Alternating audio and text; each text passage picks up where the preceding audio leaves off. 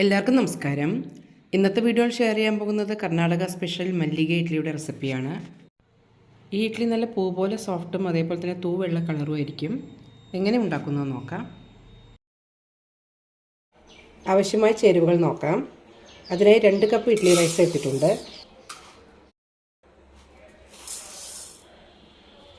ഇതിലേക്കൊരു 1/4 ടീസ്പൂൺ ഉലുവ ഇടാം.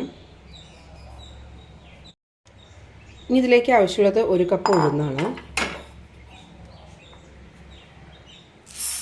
നല്ല ക്വാളിറ്റി ഉഴുന്ന് തന്നെ എടുക്കണം. ഇഡ്ഡലിക്ക് നല്ല കളർ കിട്ടാനും നല്ല സോഫ്റ്റ് ആകാനും വേണ്ടിയിട്ടാണ് ചവ്വരി എടുക്കുന്നത്. ചവ്വരിന് 2 തരത്തിലുണ്ട്. ഒന്ന് നൈലോൺ ചവ്വരിയാണ്, അത് പായസത്തിനാണ് എടുക്കാറ്. ഇതുപോലെ മാവ് ചവ്വരി എന്ന് പറഞ്ഞിട്ടൊരു വെറൈറ്റി ഉണ്ട്. ഇത് പെട്ടെന്ന് കുതിർന്ന് കിട്ടും. 1/4 കപ്പ് എടുത്തിട്ടുണ്ട്. ഇതെല്ലാം സെപ്പറേറ്റ് ആയിട്ടാണ് കുതിരാനിടേണ്ടത്. എല്ലാം നന്നായി കഴുകിയെടുത്തിട്ടുണ്ട്. 4 മണിക്കൂറോളം കുതിരാനായി വയ്ക്കാം. ചവരി കുതിർന്ന് കിട്ടാൻ ചൂടുവെള്ളം ഒഴിക്കേണ്ട ആവശ്യമൊന്നുമില്ല. അത് പെട്ടെന്ന് കുതിരുന്നതാണ്. എല്ലാം നന്നായി കുതിർന്നിട്ടുണ്ട്. അരച്ചെടുക്കാം. മിക്സിയിലോ ഗ്രൈൻഡറിലോ അരച്ചെടുക്കാം. ഞാനിപ്പോൾ മിക്സിയിലാണ് അരയ്ക്കാൻ പോകുന്നത്.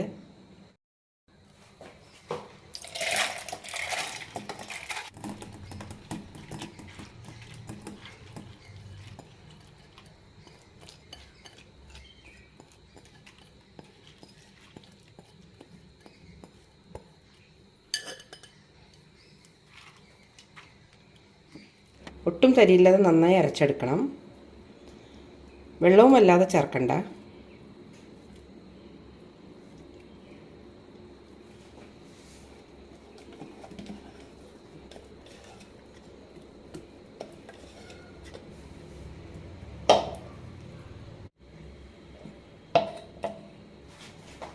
ഇതിലേക്ക് കുതിർത്തി വെച്ച ചവ്വരി ചേർക്കാം.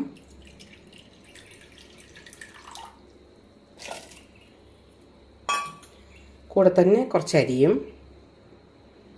അരി 2 പ്രാവശ്യമായി അരച്ചെടുക്കേണ്ടി വരും.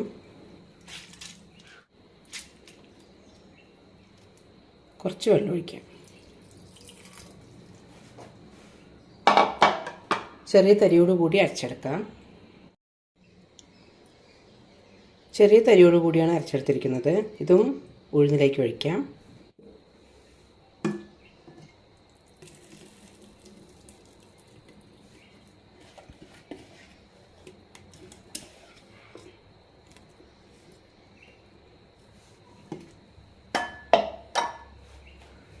ഇനി ഇതിലേക്കൊരു 1/2 കപ്പ് വെള്ളവില് നനച്ചതിടാം. ഇത് കനമില്ലാത്ത വെള്ളവിലാണ്. കനമുള്ളതും ചേർക്കാം. ഇതിലേക്ക് ബാക്കിയുള്ള അരി കൂടി ഇടാം.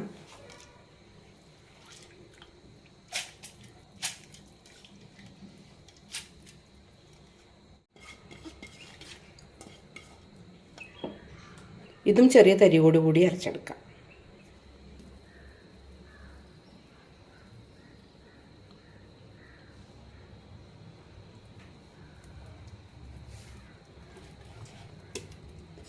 ഇനി ഇതിലേക്ക് ആവശ്യത്തിന് ഉപ്പിട്ട് മിക്സ് ചെയ്ത് വെക്കാം. ഇതിലേക്ക് കുറച്ചുകൂടി വെള്ളം ഒഴിക്കുന്നുണ്ട്.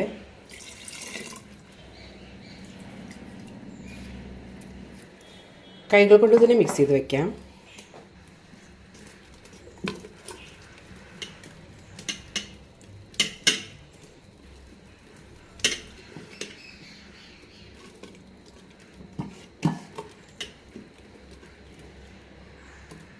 മാവ് നല്ല കട്ടിയാണ്. കുറച്ചുകൂടി വെള്ളം ഒഴിക്കാം.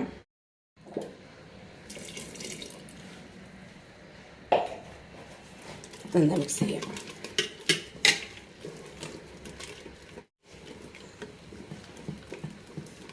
നന്നായി മിക്സ് ചെയ്ത ശേഷം 5 മണിക്കൂറോളം പുളിക്കാനായി വയ്ക്കാം.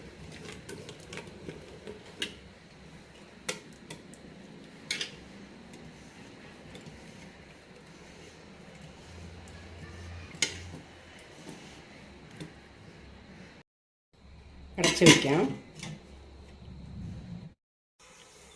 മാവ് എങ്ങനെ പൊങ്ങിയിട്ടുണ്ടോ നോക്കാം. നല്ല രീതിയിൽ തന്നെ പൊങ്ങി വന്നിട്ടുണ്ട്. ഇനി നന്നായി മിക്സ് ചെയ്ത ശേഷം തട്ടിലേക്ക് ഒഴിക്കാം.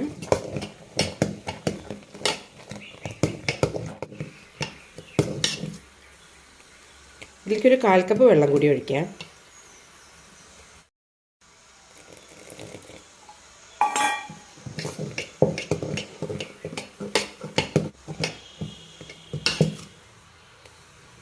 കൺസിസ്റ്റൻസി ഇപ്പോൾ കറക്റ്റായിട്ടുണ്ട്. ഇനി ഇഡ്ഡലി ഒഴിക്കാം. എണ്ണ തേച്ച് വെച്ച് തട്ടിലേക്ക് ഒഴിക്കാം.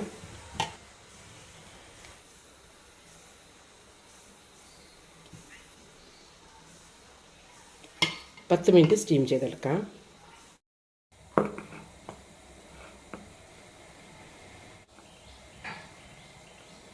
നല്ല സോഫ്റ്റായി തന്നെ കിട്ടിയിട്ടുണ്ട്. തണുത്തതിന് ശേഷം ഡിമോൾഡ് ചെയ്യാം.